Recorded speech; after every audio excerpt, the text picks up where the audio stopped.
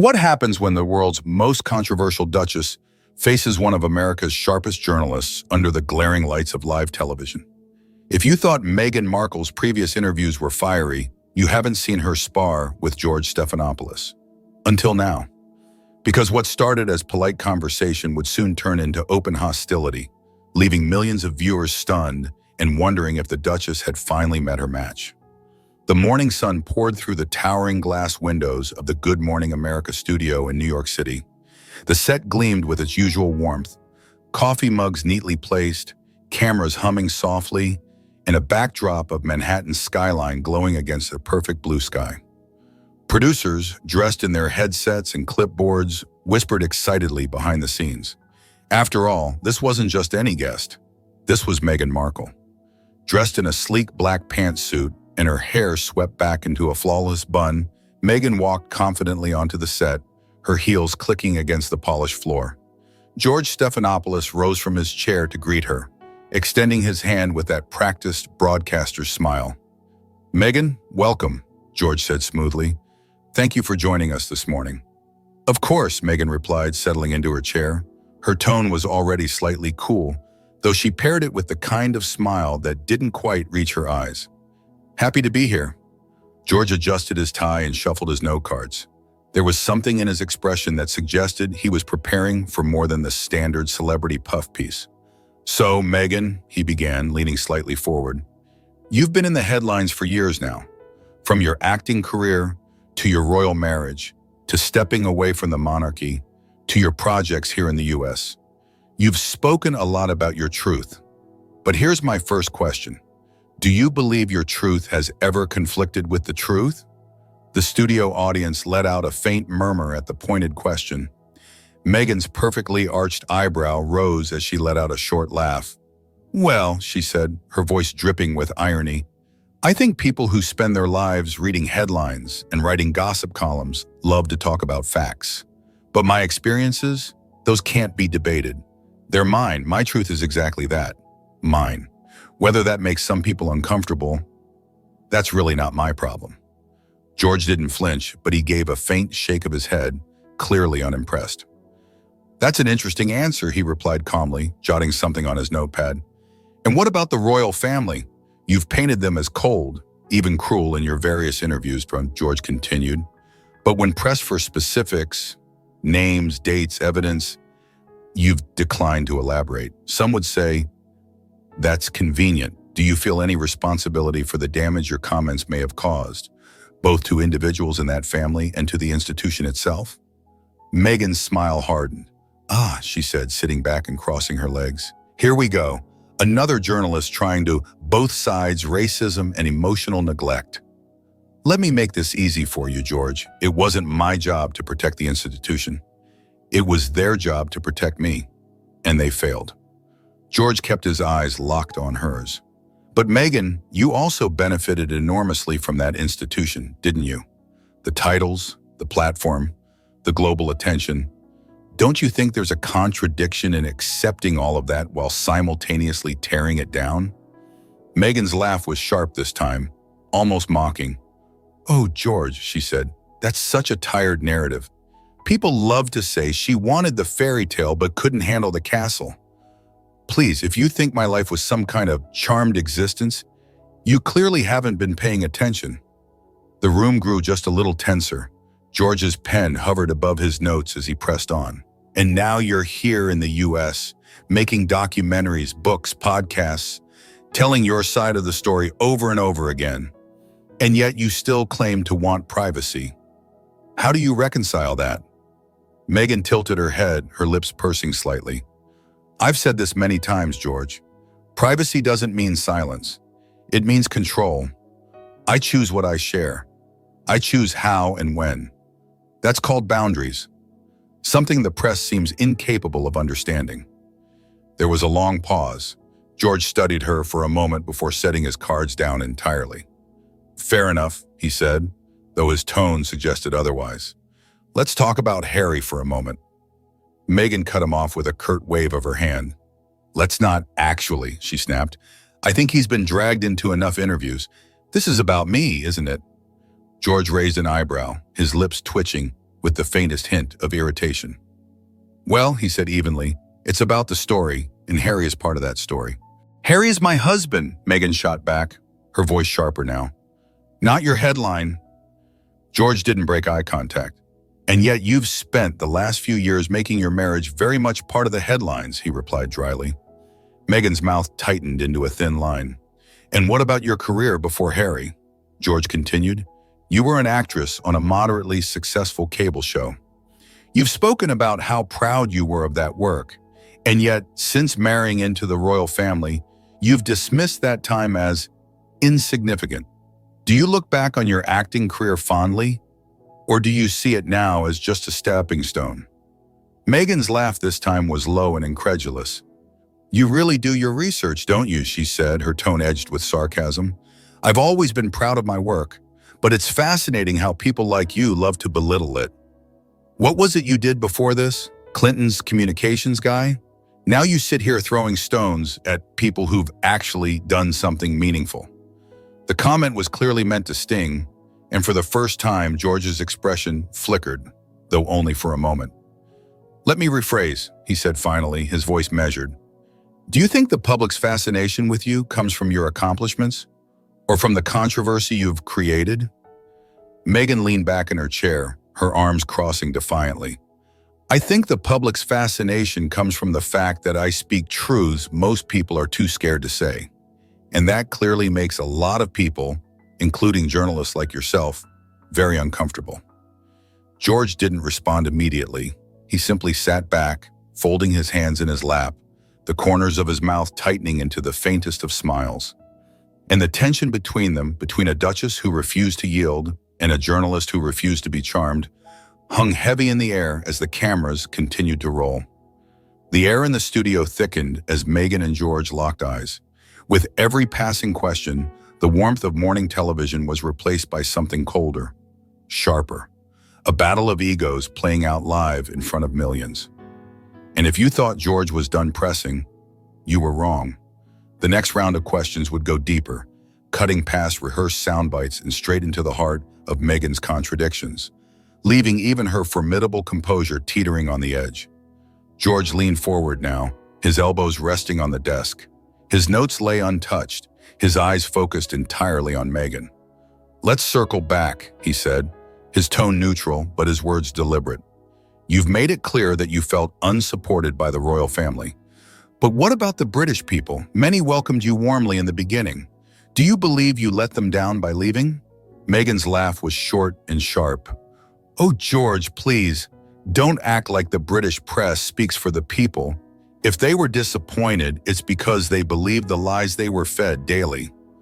I don't owe anyone an apology for walking away from abuse. George nodded slowly, but his jaw tightened ever so slightly. Interesting, he replied, because you often frame yourself as someone who represents fairness, compassion, even duty. And yet, some might argue that walking away from a commitment, even a difficult one, is the opposite of duty. Meghan tilted her head, her eyes narrowing. Do you mean to say I should have stayed in a toxic environment just to satisfy people's expectations of me? Is that what you'd recommend to your daughters? Or is that advice only for women who marry into royalty? The jab was pointed, but George didn't flinch. He even smiled faintly. What I'd recommend, he said calmly, is being honest about your choices and their consequences. For a brief moment, Meghan faltered, just enough for George to press on. And speaking of consequences, he continued, you've spoken about feeling unwelcome in the UK, even claiming you'd never feel safe going back. Do you really believe that's true? Or is it possible you've exaggerated that narrative to fit the larger story you were telling about yourself? Meghan's lips pressed together, her hands clenching slightly in her lap. George, she said finally, her voice dripping with controlled disdain, unless you've lived through the level of scrutiny, racism, and hatred I endured, I suggest you keep your theories about my safety to yourself. The audience murmured softly, but George didn't miss a beat. I'm simply asking the question, he replied evenly, because the public deserves to know whether this is about actual danger or simply about preserving your image as the wronged woman. Meghan scoffed. My image? Oh, please. That's rich coming from someone who made a career out of spinning narratives for politicians. That struck a chord. George sat back slightly, folding his arms, his eyes narrowing. "You're right," he said after a pause. "I've worked with politicians and I know how the game is played, which is why it's fascinating to watch someone like you, who claims to hate the media, master it so brilliantly." Meghan's cheeks flushed as she shot back. "Master it? You think being vilified daily, watching lies about me go unchallenged, is mastery? That's survival." George's eyebrow lifted ever so slightly. "Survival that comes with multi-million-dollar contracts, magazine covers, and documentaries that happen to paint you as the heroine in every scene?" Meghan leaned forward now, her smile icy. "So you're accusing me of what exactly? Taking advantage of my pain? Making the best out of a terrible situation? I'm sorry if that offends your journalistic sensibilities, George, but that's called resilience." George tapped his pen lightly on the desk, his gaze unwavering. "Or," he said quietly, "it's called opportunism." The silence that followed was heavy. Even the cameras seemed to hesitate. Meghan's jaw tightened, her hands gripping the arms of her chair. "Careful, George," she finally said. "You're starting to sound like one of those tabloids you pretend to despise." For the first time, George let out a low chuckle, though it carried no humor. "And you're starting to sound," he said, his voice low and deliberate, "like someone who's convinced the world revolves around her grievances." Meghan's breath hitched, just slightly, as her eyes flashed with indignation. "That's enough," she snapped. "You don't know me. You don't know what I've been through." "No," George agreed calmly, "but I do know what accountability looks like. And so far, I haven't seen much of it here." The tension in the studio was now unbearable. Even the camera crew had stopped moving, transfixed by the escalating exchange. Meghan crossed her arms defiantly and leaned back, her expression one of steely resolve. George, however, leaned forward slightly, his tone growing colder. "And now," he said, "I'd like to ask about Harry." Meghan's head snapped up, her eyes narrowing dangerously. "Don't," she warned. But George only continued. "You've said that Harry supported you through everything, that he stood by your own, but some have said that he too seems isolated now, cut off from his family, from his country. Do you feel responsible for that?" Meghan's laugh was harsh this time, more of a scoff than anything else. "Responsible? Oh, how predictable. Blame the woman, blame the wife, because of course Harry couldn't possibly make his own decisions. Of course, he must have been manipulated. How very 1950s of you." George held her gaze for a long moment before saying simply, "I think the viewers can decide for themselves who's manipulating whom." The silence that followed was deafening. Meghan's eyes narrowed into slits as she whispered, "You're unbelievable." George only straightened his tie and replied smoothly, "And you, Meghan, are exactly who I thought you'd be." By now, the morning sun outside the studio was blazing, but inside, the chill between Meghan and George could have frozen the set. What was meant to be a polite interview had evolved into an intellectual cage match, and both combatants were unwilling to back down. And just when you thought George had exhausted his questions, he leaned forward with one last pointed inquiry, and Meghan's carefully constructed facade began to crumble in real time. George sat back, his hands folded neatly on the desk, studying her. "You've spoken," he began, his voice calm but laced with steel, "about how leaving royal life allowed you to rediscover yourself, your independence, your voice, but when I look at the years since, I don't see independence. I see a woman who traded one stage for another, one palace for another. Who's truly in control here, you or the narrative you've built around yourself?" Meghan let out a humorless laugh, leaning forward on her elbows. "That's rich," she sneered, her voice dripping with contempt. "Coming from a man who's made his career telling other people's stories, criticizing them while pretending you're above it all. You don't know me, George. You don't know what it's like to have the world against you." George didn't flinch.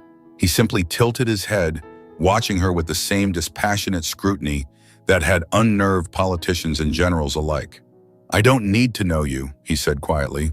"I've seen this play out before, and I know what narcissism looks like when it's dressed up as victimhood. The word hit her like a slap. Meghan's eyes widened and her lips parted as though she couldn't believe what she'd just heard. Narcissism? She repeated, her voice sharp enough to cut glass. You dare sit there and call me a narcissist? Because I refuse to be silent about what I went through? Because I refuse to let others write my story? George's gaze was steady, almost pitying now.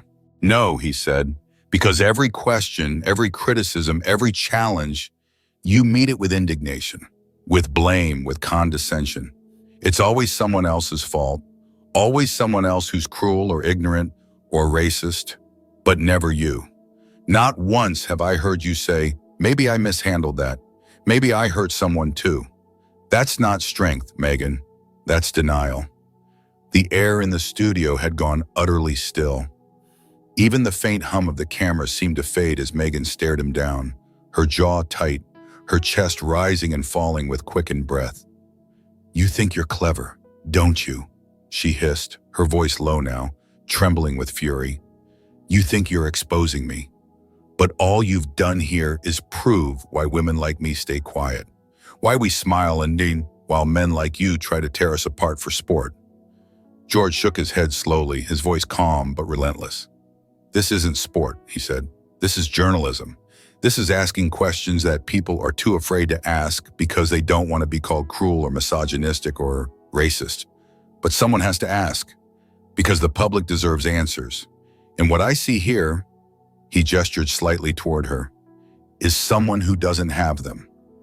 That was enough for Meghan. She pushed back her chair abruptly, the screech of metal against tile echoing in the dead silence of the studio. I don't have to sit here and be insulted, she snapped. I don't have to justify my life to someone who clearly came here with an agenda to humiliate me. George raised an eyebrow, his voice still calm. Not to humiliate you, he corrected softly. To hold you accountable, something no one else seems willing to do. Meghan stood now, straightening her black pantsuit, her chin held high despite the redness creeping into her cheeks. This was a mistake, she said, her voice trembling with barely suppressed anger. I thought this was going to be a real conversation. Instead, it's just another man trying to control the narrative. But George didn't move, didn't even blink. No, he said simply, this was a real conversation. You just didn't like where it went. Meghan's hands clenched into fists at her sides. For a moment, it seemed like she might say more, that she might turn back and launch one last cutting remark. But instead, she gave a sharp shake of her head and walked off stage without another word. As the sound of her heels faded into the distance, the studio remained frozen. George sat there quietly for a long moment, letting the weight of what had just transpired settle over the room. Finally, he turned to the camera, his voice low but firm. To our viewers, he said, I apologize for the abrupt end to this interview, but I believe you deserve to see these conversations for what they really are. Not just polished PR, but truth, even when the truth is uncomfortable. He paused, straightened his notes, and looked directly into the lens, and perhaps especially when it's uncomfortable. The studio air was thick, not just with tension, but with the realization that something historic had just happened on live television. Meghan was gone, but her words and George's unwavering questions still echoed off the walls of the Good Morning America set. And as George turned back to face the camera, one final cutting statement was yet to come, a statement that would set social media ablaze and leave Meghan's camp scrambling for damage control. For a long moment after Meghan's departure, George simply sat there. His pen lay forgotten on the desk, his notes untouched. The hum of the cameras and the faint murmur of the crew seemed deafening in the silence that followed her exit. Finally, he drew a deep breath, straightened his tie, and spoke, not to Meghan anymore, but directly to the millions watching at home. This isn't how I expected this morning to go, he admitted, his voice even and deliberate. But sometimes conversations don't go the way we script them, and that's when the truth tends to slip through. He paused, letting the words settle, and the camera zoomed in just slightly, framing his expression of quiet resolve. What you witnessed here, he continued, was not a personal attack. It was not a smear campaign, it was journalism. It was holding someone who has wielded incredible influence, who has told her story on the biggest stages in the world, to the same standard we hold everyone else to. And if that makes people uncomfortable, maybe it should. Behind the cameras, producers were already motioning at him, whispering about time slots and sponsors and moving on. But George ignored them. He kept his gaze locked on the camera, his voice growing firmer. "There's a difference," he said, "between being a victim and making victimhood your brand, between seeking justice and seeking attention. And I fear that distinction is becoming blurred, not just here, but everywhere." He leaned back slightly, exhaling slowly as though weighing how far to push. "I want to be clear," he added, his tone softening just enough. "No one denies that Meghan endured challenges. No one denies that racism, cruelty, and scrutiny exist, and they can wound deeply. But what we cannot do, what I refuse to do, is let those truths become shields that deflect any and all accountability. That's not how trust is built. That's not how healing happens." By now, social media was already on fire. Hashtags trending, clips of the confrontation circulating, some praising George's fortitude, others condemning him for perceived harshness. The studio's phone lines were lighting up. He glanced briefly at his notes, then set them aside entirely. "I've interviewed presidents," he said, "world leaders, generals, CEOs. And what I've learned is this: power doesn't always come in the form of armies or wealth. Sometimes it comes in the form of a story, a narrative, that people are afraid to question. But my job is to question it anyway." He leaned forward once more, his fingers interlaced now on the desk. "I hope Meghan Markle finds the peace she's looking for. Truly, but today reminded me why this work matters. Because if we stop asking hard questions, if we stop expecting honesty and consistency from those in the spotlight, we all lose." The control room queued up the next segment, a lighthearted cooking demo with celebrity chef. But George held up a finger, signaling them to wait. "And to our viewers," he said finally, his tone quiet but unyielding, "thank you for trusting us and have the tough conversations. They're not always easy, they're not always pretty, but they're necessary." He straightened his notes, gave a faint nod to the camera, and leaned back in his chair. "We'll be right back," he said, his voice measured, almost weary now. The screen faded to commercial. Behind the scenes, chaos reigned. Meghan had already left the building. Reports from staff said she'd declined the courtesy car waiting for her, instead storming off down the block with her team in tow. Her PR representative was already crafting a statement, likely blaming the interview's tone, George's questions, or the network itself. But in the control room, the producers were watching the live feedback pour in, emails, tweets, viewers calling in, and the consensus was split right down the middle, half praising George as a hero of honest journalism, half condemning him as a bully who went too far. George removed his earpiece, running a hand over his face as he stood up. One of the producers approached, a nervous smile plastered on her face. "You okay?" she asked softly. He gave a faint smirk. "I've been better," he admitted, "but I've also been worse." He gathered his notes, straightened his jacket, and walked off the set without another word. As he passed through the studio doors, his phone vibrated with messages. Journalists, pundits, colleagues all weighing in already. But for George, the noise didn't matter. Not yet. Not until he'd had a chance to watch the footage back himself and decide whether he'd done his job and whether he'd done it well. Outside, the New York morning was blindingly bright. He slipped on his sunglasses and stepped into the street. In that moment, George Stephanopoulos was many things: respected journalist, controversial interviewer, target of both praise and outrage. But above all else, he was unflinching. What did you think of this unforgettable interview? Did George cross a line, or did he simply do what others were too afraid to do? Let me know in the comments below, and don't forget to subscribe for more stories about the moments when the truth refuses to be polite.